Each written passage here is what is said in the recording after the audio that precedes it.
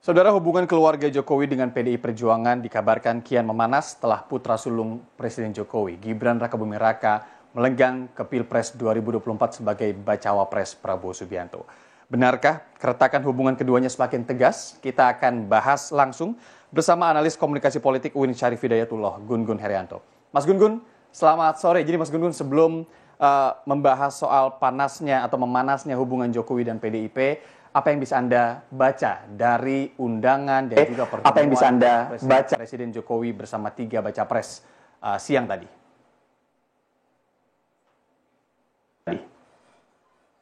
Iya, terlepas dari apapun ya, intensi untuk Iya, terlepas dari apapun ya, intensi untuk Iya, terlepas dari apapun ya, intensi untuk Iya, terlepas dari apapun ya, intensi untuk Iya, terlepas dari apapun ya, intensi untuk Iya, terlepas dari apapun ya, intensi untuk Iya, terlepas dari apapun ya, intensi untuk Iya, terlepas dari apapun.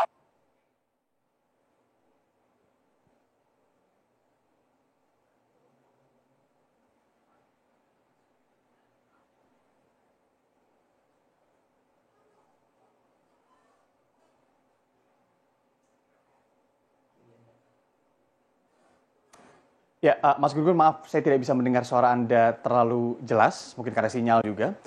Kalau terkait dengan pertemuan tadi siang, apakah ini salah satu cara Presiden Jokowi itu sendiri untuk mengcounter narasi-narasi negatif yang mencuat setelah putusan MK kemarin yang juga berhubungan terkait dengan Gibran menjadi bacawa pres Prabowo, Mas Gun-Gun?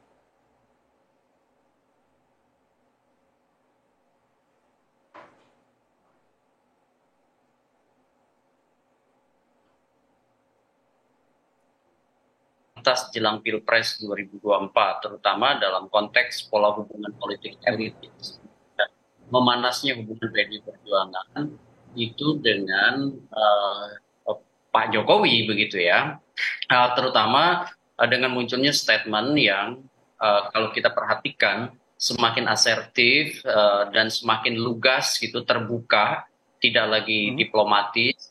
Dan itu nampak ya disampaikan. Kalau kemarin-kemarin itu second layer, sekarang sudah mulai masuk ke elit-elit utama seperti misalnya Pak Sekjen PDI Perjuangan.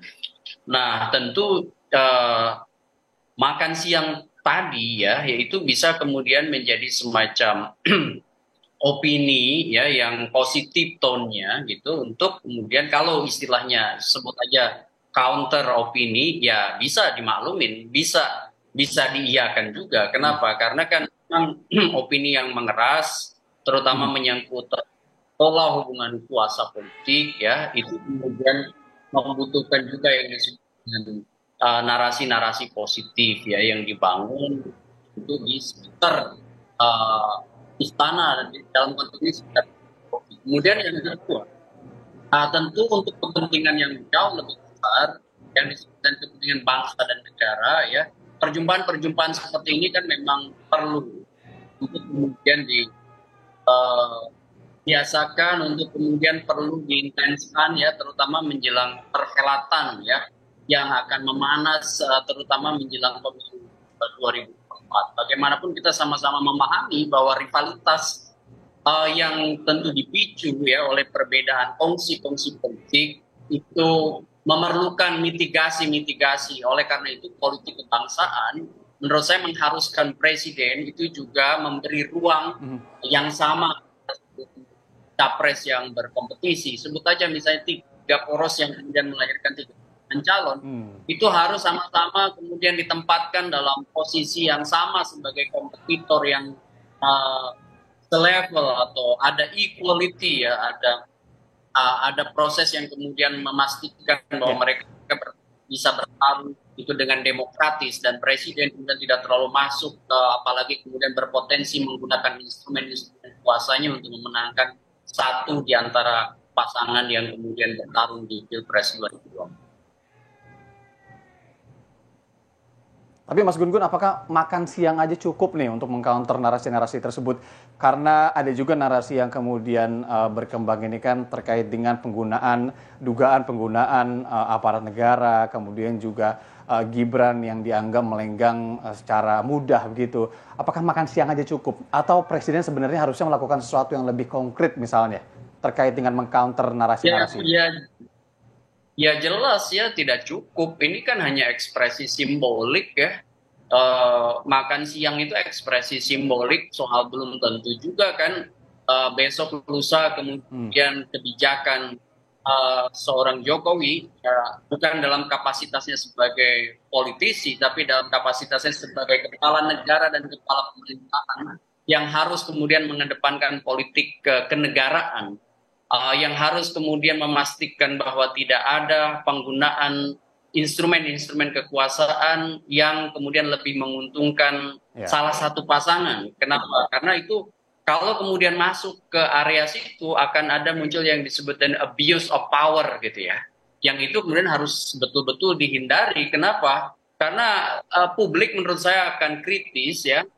Terlihat dari misalnya kemarin-kemarin bagaimana misalnya reaksi publik misalnya atas putusan Mahkamah Konstitusi misalnya ya, kemudian bagaimana misalnya kekhawatiran publik atas politik kenegaraan yang dipraktikkan yang bisa kemudian terdistorsi begitu ya oleh soal afiliasi politik yang kemudian bisa berpotensi untuk kemudian mengganggu, bisa berpotensi untuk menggoda ya terutama presiden yang Mhm. berkuasa untuk kemudian di tengah atau pusaran rivalitas antar pasangan calon yang berkompetisi.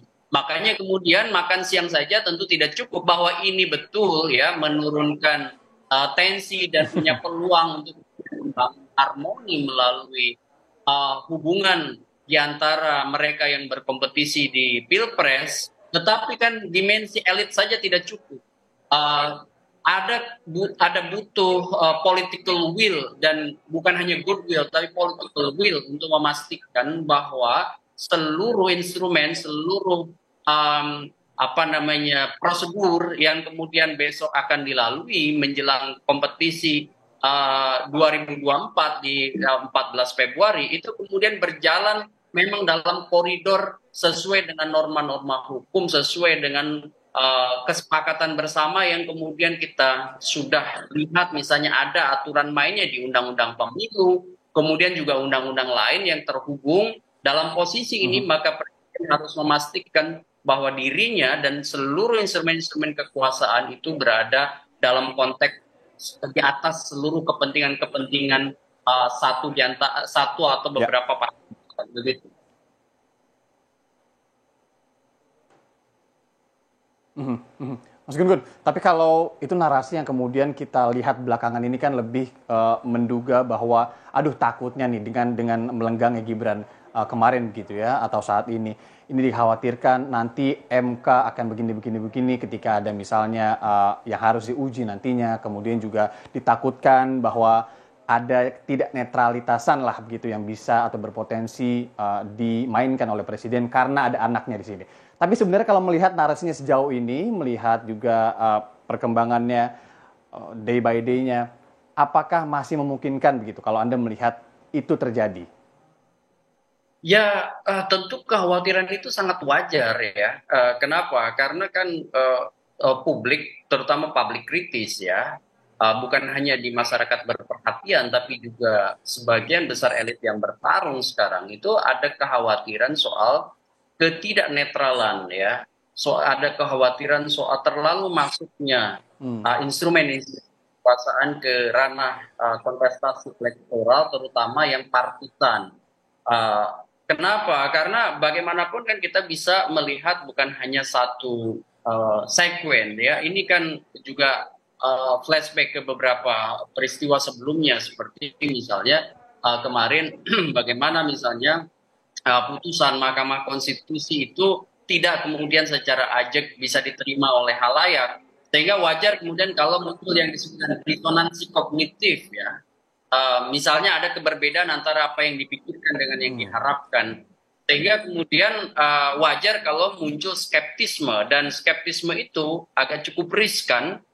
Kenapa? Karena besok itu kan pemilu salah satu institusi penting ya dalam konteks misalnya menjaga ya yang disebut dengan kedaulatan suara demos itu adalah Mahkamah Konstitusi sebagai garda terakhir gitu ya.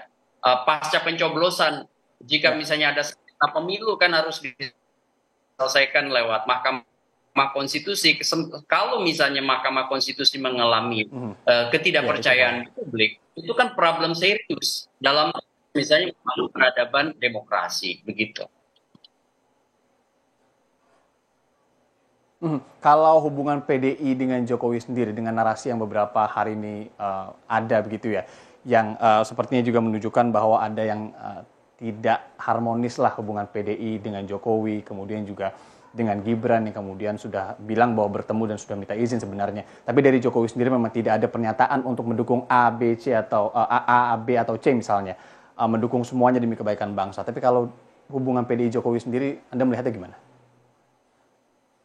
Hubungan PDI Perjuangan kan setelah Gibran eh, dideklarasikan dan didaftarkan, diusung artinya secara resmi, memang kan nampak ada yang disebut dengan gap ya, komunikasi politik sekaligus ada ketidaknyamanan politik itu terasa sekali, bukan hanya dari pernyataan verbal ya, tetapi juga gestur ya dari sekian banyak elit utama PD Perjuangan. Ini bisa dimaklumin suasana kebatinan ini. Kenapa? Karena kan Pak Ya. Jokowi, Gibran itu tumbuh kembang ya dari PD Perjuangan gitu ya, baik sebagai kota dan Gibran juga 2 tahun sudah ya, kemudian belum tuntas begitu, dan sebagai bagian dari kader PDI Perjuangan divalidasi justru oleh partai lain, misalnya sebut aja misalnya waktu itu di Rapimnas Partai Ya. Golkar, kemudian diusung secara ramai-ramai oleh partai yang non PDI Perjuangan, sementara PDI Perjuangan juga punya kandidat yang namanya Pak Ganjar Pranowo, sehingga wajar kalau kemudian ada yang tersakiti itu di situ. Tinggal sekarang uh, bagaimana Ada misalnya gap gitu ya, keberbedaan tersakiti di ya. Oke, antara. Mas Gun Gun, maaf saya potong sedikit. Nanti kita akan lanjutkan lagi terkait dengan hubungan Jokowi dan PDI ini perbincangannya. Tapi usai jeda saudara tetap di rumah pemilu. Mas Gun Gun Herianto, Mas Gun Gun, tadi terakhir kita sedikit banyak bahas soal hubungan Jokowi dan PDIP saat ini. Tadi juga sudah Anda jelaskan sedikit lah ya, kira-kira background itu kenapa sih keretakan atau menghangatnya hubungan antara keduanya ini terjadi. Salah satunya terkait dengan Gibran ya, yang sekarang menjadi cawapresnya Pak Prabowo. Nah, kalau Projo, kita ngelihat Projo ini sempat menyatakan bahwa sikap PDIP ini karena mereka khawatir insentif elektoral hilang setelah Gibran berpaling. Masuk akal kah? Ya, kalau bicara teknis elektoral, ya tentu bagaimanapun kita tidak bisa menafikan bahwa yang disebut dengan efek Jokowi itu akan menjadi pertimbangan ya, terutama misalnya kubu Pak Prabowo dan kubu Ya. Pak Ganjar Pranowo. Kenapa? Karena kan irisannya terutama basis yang terafiliasi dengan Pak Jokowi di pemilu 2019 sampai sekarang karena menyangkut misalnya posisi kuasa Pak Jokowi, yes, saya setuju bahwa bicara soal market elektoral, irisan sebut aja Gibran dengan irisan Pak Ganjar, terutama dalam konteks berebut suara atau basis pemilih Pak Jokowi pasti akan terjadi. Tetapi menurut saya faktornya bukan itu. Ini lebih dari sekedar bicara soal market elektoral. Ini bicara soal etika politik. Ini bicara soal pola Apa hubungan. kira-kira Mas Gun Gun? Oke. Ya, karena kan bagaimanapun etik ya dalam konteks pola hubungan kuasa, misalnya kader dari sebuah partai dengan misalnya sebut aja partai yang bersangkutan sudah mendeklarasikan capresnya, sementara misalnya membutuhkan yang disebut dengan soliditas internal sekaligus ya daya dorong dari seluruh kekuatan partai, terutama kekuatan utama, karena bagaimanapun kan bagi PD Perjuangan kehadiran Pak Jokowi itu menjadi salah satu kekuatan utama ya, sebagai kader yang kebetulan menjadi presiden terpilih di 2 kali pemilu 2014 2019, sehingga tentu ini harusnya diharapkan menjadi insentif elektoral bagi PD Perjuangan. Tetapi fakta politiknya kan Gibran yang kader PD Perjuangan kemudian diusung oleh kekuatan lain, sehingga ini ada dua hal yang kemudian menjadi penyebab ya keretakan hubungan. Pertama adalah pengusungannya sendiri yang kemudian berbeda dengan kebijakan utama partai, yang harusnya kemudian seluruh organ partai mendukung kebijakan utama pendeklarasian sekaligus pengusungan Pak Ganjar yang kemudian dipasangkan dengan Pak Mahfud. Nah, yang kedua tentu berkonsekuensi juga pada pola hubungan dinamis pasca deklarasi gitu ya. Kenapa? Karena kan ada upaya untuk misalnya memenangi basis, terutama untuk Pilpres di 2024, sekaligus juga dalam konteks kekuasaan, karena bagaimanapun PDI Perjuangan sekarang adalah bagian dari tulang punggung utama juga pemerintahan Pak Jokowi, atau sebut aja backbone ya. Kenapa? Karena kan menjadi the ruling party gitu ya, menjadi partai berkuasa dalam konteks pemerintahan Pak Jokowi gitu. Di kabinetnya kan salah satu kemudian partai kongsi pembentukan pemerintahan itu adalah PDI Perjuangan begitu. Ya. Sampai ke tahap Anda melihat kalau narasi-narasi atau komunikasi dilihat dari sisi komunikasi politik ini, sampai ke tahap PDIP ini sakit hati nggak sih ke Jokowi? Ya, tadi saya sudah menyatakan bahwa ada ketidaknyamanan yang ekspresif, itu sudah menjadi simbol ya, menjadi semacam simbolik convergence ya. Kan pernyataan itu bisa dilihat dari pilihan diksi, dari gesture gitu ya, termasuk juga kalau kita lihat bagaimana misalnya sekarang CPM-nya atau Communication of Privacy Management ya kan, kalau kemarin-kemarin masih menahan, sekarang sudah mulai eksplisit gitu ya, disampaikan. Kalau kemarin-kemarin dari second layer, sekarang udah beberapa lama sudah bicara. Ini kan menjadi sinyal bahwa ketidaknyamanan itu udah mulai diekspresikan oleh PDI Perjuangan. Tinggal sekarang apakah kemudian Pak Jokowi mau kemudian melakukan komunikasi yang lebih intens lagi dengan elit utama PDI Perjuangan, sebut aja Bu Mega, atau sebaliknya apakah Bu Mega misalnya masih membuka ruang komunikasi politik dengan Pak Jokowi, itu yang sekarang menjadi penentu. Jadi penentu membaik atau tidaknya hubungan antara PDI Perjuangan itu dengan Pak Jokowi akan kembali ke dua figur ini, yaitu figur Bu Mega dan figur Pak Jokowi. Oke, Mas Gun-Gun, kalau melihat, ini mungkin menjadi pertanyaan terakhir saya juga. Banyak narasi yang menyebutkan bahwa Jokowi ini nggak bisa sampai saat inilah kalau tanpa PDIP, gitu kan. Tapi sebenarnya kalau logikanya dibalik, apakah kemudian PDIP juga bisa melenggang sejauh ini tanpa Jokowi? Nah, itu kan menjadi dua perbincangan atau narasi yang bersamaan bisa kita pikirkan. Apa untungnya ya buat Jokowi ataupun PDIP, atau apa ruginya kalau perang terbuka ini masih terus dilakukan?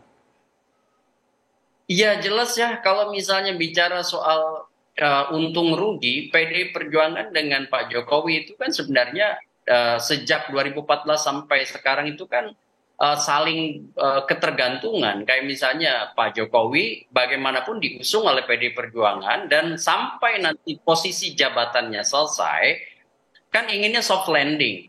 Maka kemudian keuntungan bagi Pak Jokowi kalau memperbaiki komunikasi dan PDI Perjuangan, ia berpotensi memperbesar peluang ya untuk kemudian soft landing dengan dukungan partai politik, kekuatan real politik besar. Salah satunya adalah PDI Perjuangan.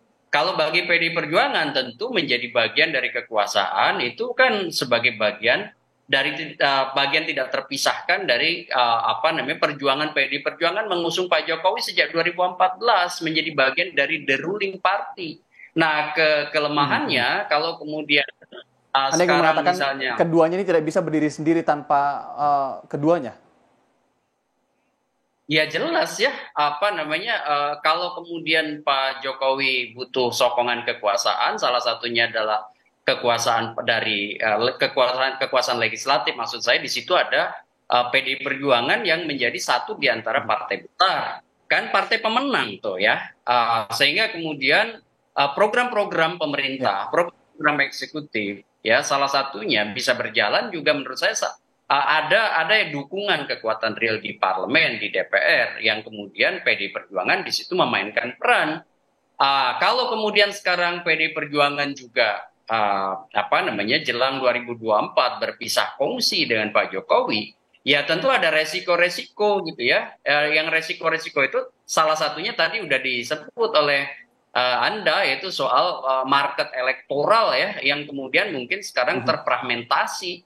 Ya, jadi kekuatan Ya. misalnya pendukung Pak Jokowi di luar tentu yang punya party ID kuat terhadap PD Perjuangan, tentu kan juga akan ada shifting tuh. Tinggal kemudian bagaimana PD Perjuangan memikirkan penetrasi ke basis-basis pemilih baru gitu yang kemudian kemarin menjadi pemilih Pak Jokowi sekaligus misalnya punya efek ekor jas pada PD Perjuangan karena PD Perjuangan mengusung Jokowi begitu. Iya, kita selalu ngomongin coattail effect atau efek ekor jas ini di perspektif membawa keuntungan. Ini juga bisa sekarang unik juga nih dibahas coattail effect dari Pak Jokowi ke PDIP bila perang ini terus atau keretakan hubungan ini atau dugaan keretakan hubungan ini tetap terjadi ya. Mas Gun Gun Herianto, analis komunikasi politik dari UIN Syarif Hidayatullah. Terima kasih banyak Mas sudah bergabung di Rumah Pemilu Kompas TV. Sehat-sehat selalu. Sama.